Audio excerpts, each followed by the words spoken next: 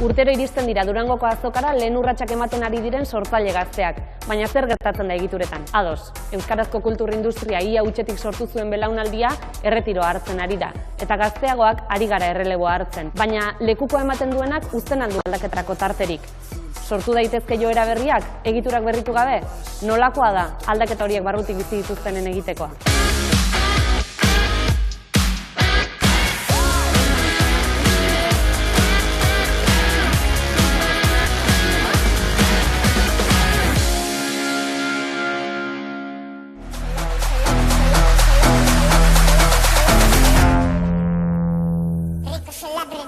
Mango, chicharro, full salto caballo, Q-Nuas, me mato trote full gas. Mango, chicharro, full salto caballo, Q-Nuas, Aurten nabil bizitzen azokan esperientzia hau beste puntu batetik, artista singuratute, azkenien akordetan ni joeten nintzela artista honein gana, estanetara diskak erostera, eta azkenien oin nau eurekin, eta desberdine da, baina momentuz oso ondo doi, gustora.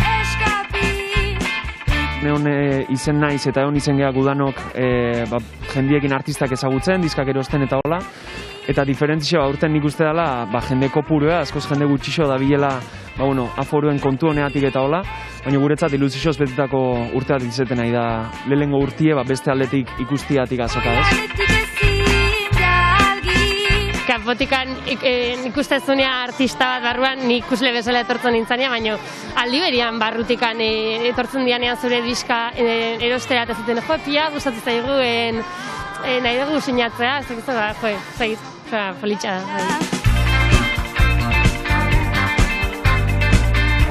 Ni naiz Aitor eta abizena daukatu bizi. Eta etorri zian batzuk, nire gana, esan ez, kaixo, uizikoak geha, uizi herrikoak.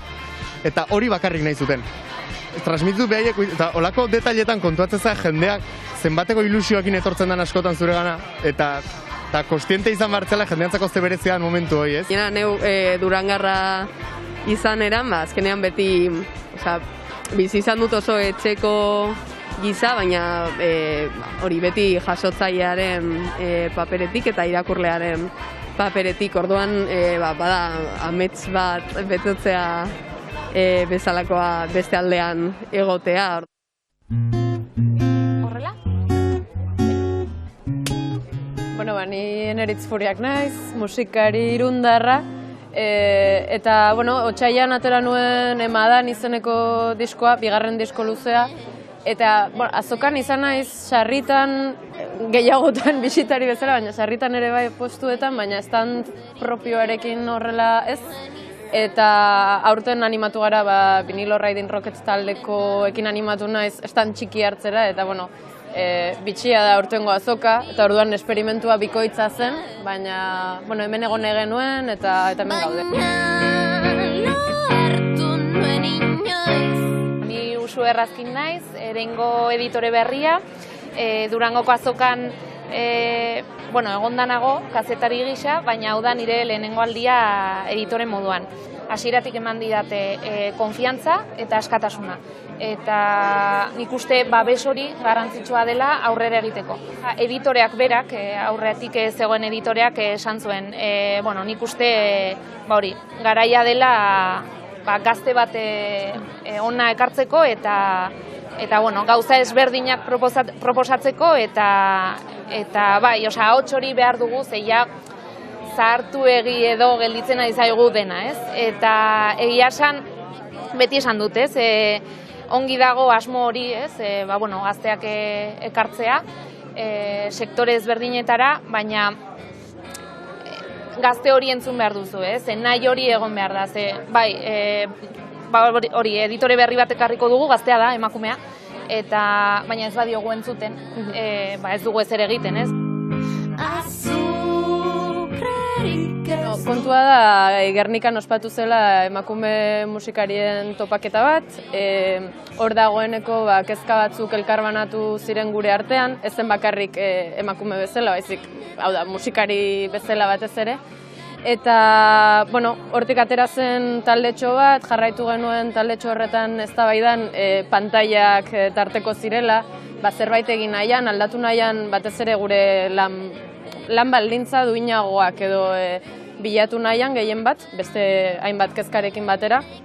Eta bueno, konturatu ginen musikari elkarteak behar zuela une horretan zuzendaritza aldaketa bat, eta ez dakit, nolabait guk behar genuen leku bat, eta haiek behar zuten gidaritza berri bat, eta bi une horiek une berean gertatu ziren, ez? Eta horregatik hartu genuen musikari elkartearen gidaritza, naiz eta, bueno, azken finean, hori, aspalditik dator lan bat egiten, eta guk gehiago gasolina hori agortu baino lehen berria bota du. Lo hartu nuen inor.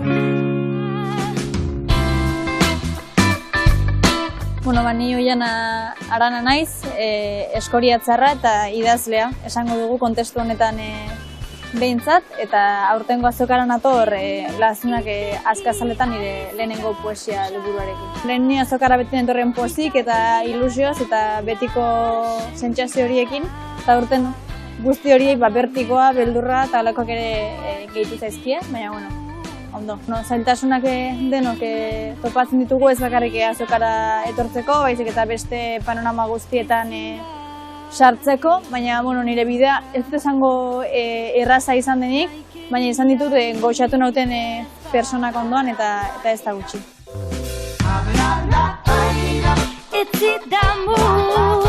Aiande Etxeberriniz, basu joleaniz Diabolo Kiwi taldean, Garraziko taldea gira, eta urten uin galduak gure lehen diska luzea aurkezterat etorri gira azokara. Beste manera batez ikusten dugu, bai, seguro da, bestaldean izaitea, beti zerbait berezi egiten du. Azkenean gu atxemaiten gira, txipitan bezala itzulia egiten lauzpabost aldiz eta berdin diskak erosten, beraz, azkenean ez da hainbeste aldatzen. Eginen dugu ere gure taldeko gitarristaren zat publizitate pixka bat, eta atera du ere lehen liburua, Profeten Iruzurra deitzen dena, eta hor Bainoletz taldean ere atxemaiten alda, eta nik ere irakurri dut eta gomendatzen dut.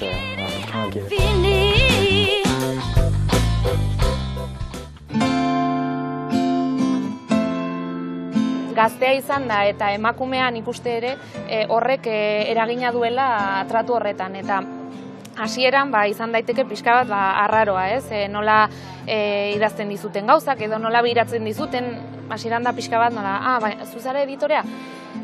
Sorpresa pixka bat badago, ez? Baina nik uste eta nik nahi dudana behintzat lan honetan da botere harremanak ez zaizkin gustatzen.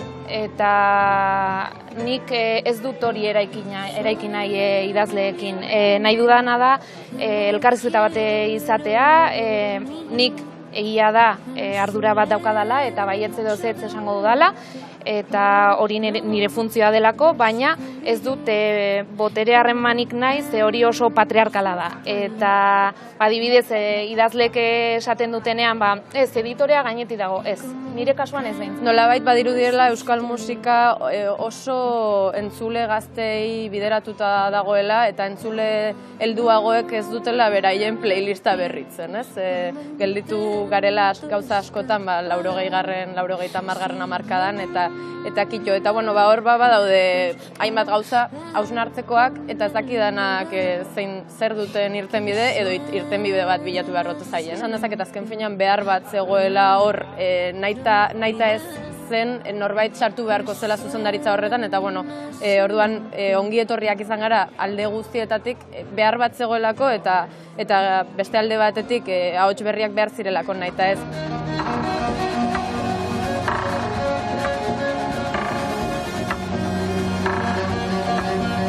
Ni ereinera sartu nintzenean, gogoratzen dut, izan nuela sentsazioa, templo batean sartzen zarenean bezala, dena iruditzen zaizula zoragarria, eta honek eutsi dio 45 urteri, ez? Eta hori, errespetu hori zor diozu, ez? Lan egin duten, nire kasuan lankidei, ez? Baina, iruditzen zait, zerbaitengatik sartu garela gu ere, ez gu garelako, baizik eta belaunaldi baten ordezkari gisa. Eta nik uste gauza berriak planteatu behar direla, eta nire kasuan entzuteko prest egongo direla, baina iruditzen zait beste bide batzuk proposatu behar ditugula, eta hoiek modu batean ez dakit lagundu besteak edo bai bide berri horiek erakutsi eta hortik tira. Landu gabe zegoen bide hori dagoeneko eraikita dago ez, badago arlauza hor eta ez zabiltza artxintxarrekin ez dakit estropezukari denbora guztian, baina uste dut eta honetan entzun behar gaituzte, lehen esan duzun bezala, guri dagokigula gero hori, bide hori fintzea, ez? Orain daukagula aukera, eraikita dagoen zerbait horren gainean akatsak bilatzeko, gauzak aldatzeko, edo beste bide batzuk bilatzeko une batzuetan, ez?